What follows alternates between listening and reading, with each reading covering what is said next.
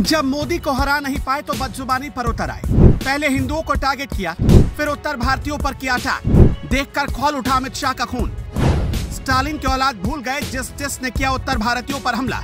डूब गई उसकी राजनीतिक नैया।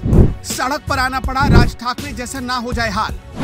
बाल मुकुंदाचार्य पर सवाल उठाने वालों, स्टालिन के लाडलों की हरकत पर क्यों सूंघ जाता है सांप। जो बार बार हिंदू और उत्तर भारतीयों का करते हैं अपमान, उसी से हाथ मिलाते हैं राहुल।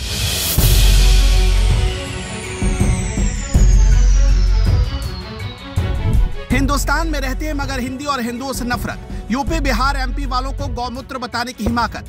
पहले सनातन का अपमान, अब उत्तर भारत पर शर्मनाक बयान। सनातन को डेंगू मलेरिया बताने वाली पार्टी के सांसद ने फिर उगला जहर। मोदी विरोध में किस हद तक गिरेंगे डीएम के नेता। 6 महीने पहले कर्नाटक विधानसभा में कांग्रेस ने गौमूत्र छिड़ककर सनातन प्रेम का पाखंड किया तो डीएमके चुप थे, लेकिन 6 महीने में ही तस्वीर बदल गई। सियासत चमकाने के लिए डीएमके सांसद ने हिंदू भाषी राज्यों की तुलना गौमूत्र से कर डाली और ये सब हुआ देश की संसद के अंदर। इतना बड़ा विभाजनकारी बयान भारत की संसद में खड़े होकर दिया गया, फिर भी डीएमके सांसद पर कोई कार्रवाई नहीं हुई। हैरानी की बात है, विपक्ष में मोदी का डर और योगी मॉडल से राजनीतिक दलों को किस कदर खौफ सता रहा है, इसका सबसे सटीक एग्जाम्पल है तमिलनाडु। 2 बयानों के जरिए सनातन विरोधी सियासत की पूरी कहानी समझ आ जाएगी। सनातन पर उदयनिधि स्टालिन के बयान पर हंगामा हिंदी भाषी राज्यों में हुआ, लेकिन तमिलनाडु में नहीं। इसका भी मतलब बताएंगे, लेकिन सबसे पहले ताजा विवाद जान लीजिए। संसद का शीतकालीन सत्र चल रहा था, तभी डीएमके सांसद सेंथिल कुमार बोलने के लिए खड़े हुए और मुंह खोलते ही हिंदी के खिलाफ जहर उगलना शुरू कर दिया।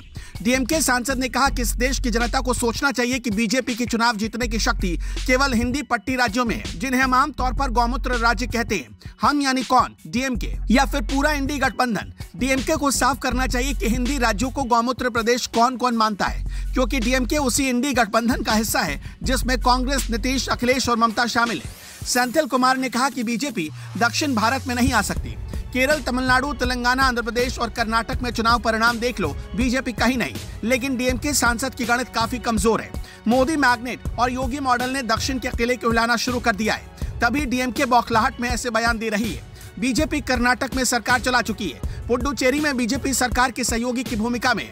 तेलंगाना में विधानसभा चुनाव में बीजेपी का प्रदर्शन लगातार शानदार होता जा रहा है। 2009 में यहां बीजेपी का वोट शेयर करीब 3% था। 2014 में बढ़कर 4.13% पहुंच गया। 2018 के चुनाव में बीजेपी को करीब 7% वोट मिले और इस बार तो 14% तक बीजेपी का वोट पहुंच गया। तो क्या दक्षिण के किले को बचाने के लिए विपक्ष सनातन के अपमान का सहारा ले रहा है? आखिर क्यों इंडी गठबंधन में शामिल दल हिंदू और हिंदुओं के अपमान पर धृतराष्ट्र बने हुए हैं? ये पहली बार नहीं है। इससे पहले उदयनिधि स्टालिन ने सनातन का अपमान किया था, तब कांग्रेस स्टालिन के बचाव में उतर आई थी, जबकि उदयनिधि ने सनातन की तुलना डेंगू, मलेरिया, कोरोना तक से कर डाली थी।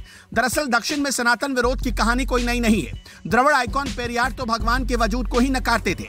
वो कहते थे कि कोई भगवान नहीं है। जिसने भगवान को बनाया वो मूर्ख है, जो उनका नाम फैला रहे वो दुष्ट है, जो उनको पूज रहे हैं वो असभ्य है। आज पूरा दक्षिण इन्हीं पेरियार के नक्शे कदम पर चल रहा है। डीएमके का सनातन विरोधी उनकी मजबूरी है। तमिलनाडु में 23.7% दलित वोटर हैं, जबकि 45.5% ओबीसी मतदाता। इनमें से अधिकतर द्रविड़ हैं जो सनातन के खिलाफ दशकों से आवाज उठाते आ रहे हैं। इसी वोट बैंक के लिए सनातन विरोध की घटिया सियासत देश में सालों से हो रही है और कांग्रेस ने हमेशा इसे मौन समर्थन दिया है। वैसे हिंदू और बिहारियों का अपमान करने वाले डीएमके नेताओं के खिलाफ किस तरह की कार्रवाई होनी चाहिए, आप हमें कमेंट बॉक्स में जरूर बताइएगा।